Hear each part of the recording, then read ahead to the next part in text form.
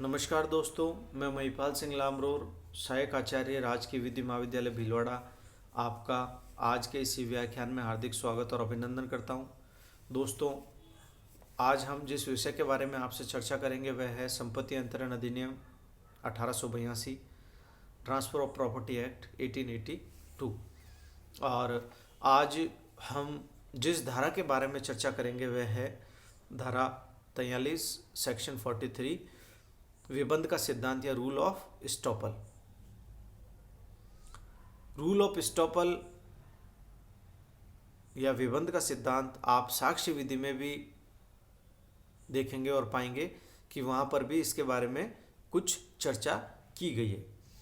और यहाँ पर विबंध के सिद्धांत का क्या अर्थ है और ये कैसे कार्य करता है, इस बारे में हम जानेंगे। आइए देखते हैं। अप्राधिकृत व्यक्ति द्वारा अंतरण जो अंतरित संपत्ति में पिछ हित अर्जित कर लेता है। एक बार पुनः देखें। अप्राधिकृत व्यक्ति द्वारा अंतरण जो अंतरण में अंतरित संपत्ति में पिछ हित अर्जित कर लेता है, अर्थात एक ऐसे व्यक्ति द्वारा अंतरण जो अंतरण के समय उस संपत्ति का स्वामी नहीं था, लेकिन बाद में किन्हीं कारणों से या परिस्थितिवश उसने स्वामित्व को अर्जित कर लिया और वो अंतरण कर देता है, तो उस परिस्थिति में अंतरण का क्या होगा देखते हैं।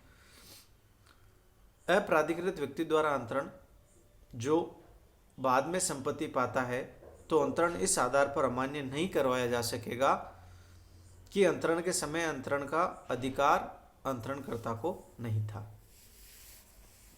अर्थात धारा 43 की जो सबसे खास बात है वो ये है कि ये भी धारा 41 की तरह अचल संपत्ति पर ही लागू होता है। यानी विबंध के सिद्धांत के लिए अचल संपत्ति का अंतरण होना आवश्यक है। अब इसमें मुख्य बात क्या आती है? मुख्य बात ये आती है कि एक अंतरणकर्ता किसी संपत्ति को अंतरित कर देता है अपने आप को स्वामी बताकर, और बाद में उस अंतरण को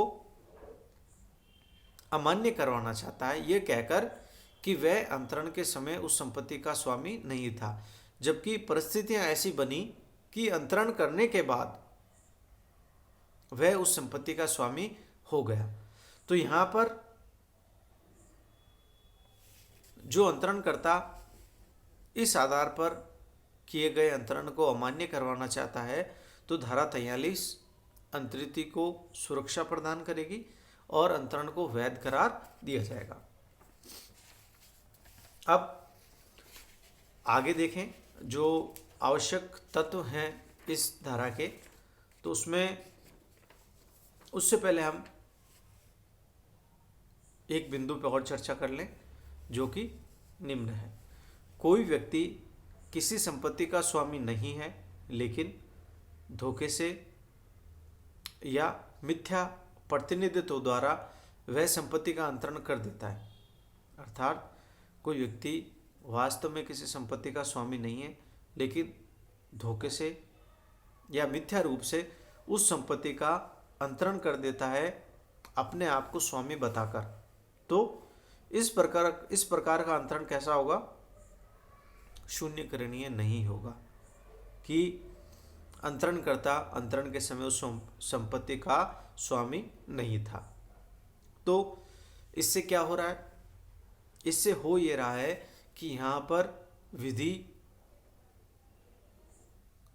उस अंतरिति को जो सद्भाविक था सुरक्षा प्रदान कर रही है, उस असद्भाविक अंतरणकर्ता से जो झूठ बोलकर किसी संपत्ति को अंतरित कर रहा है। तो यहाँ पर धारा 43 में विबंध के सिद्धांत में जो मुख्यतः बात की गई है वो अचल संपत्ति के बारे में की गई है, और अचल संपत्ति का अंतरण किसी ऐसे व्यक्ति द्वारा किया जाता है जो उस संपत्ति का अंतरण के समय स्वामी नहीं था, लेकिन अंतरण के उपरांत उसने उस संपत्ति का स्वामित्व अर्जित कर लिया है और अब वो इस अंतरण को अमान्य करवाना चाहता है, ये कहकर कि अंतरण के समय उसे अधिकार प्राप्त नहीं था।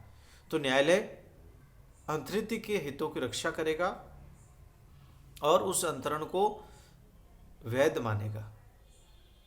तो यहाँ पर ये धारा 43 की प्रारंभिक चर्चा थी और बिंदुवार इसका अध्ययन हम हमारे अगले ई व्याख्यान में करेंगे। तब तक के लिए धन्यवाद।